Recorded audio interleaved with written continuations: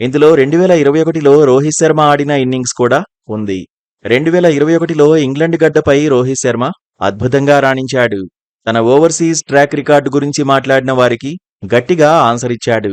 స్వదేశంలోనే కాదు విదేశాల్లోనూ దంచేయగలనని నిరూపించాడు.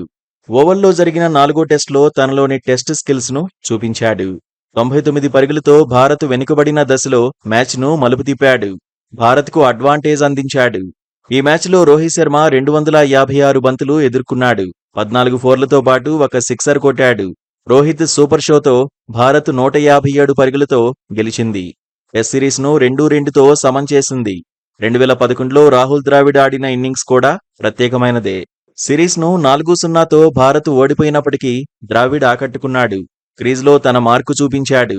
సిరీస్లో భారత్ తరఫున బెస్ట్ బ్యాటర్గా నిలిచాడు. ఒకే సిరీస్లో 3 సెంచరీలు కొట్టాడు. ఓవల్లో ఓపెనర్గా బరిలోకి దిగి చివరి వరకు క్రీజ్లోనే ఉన్నాడు.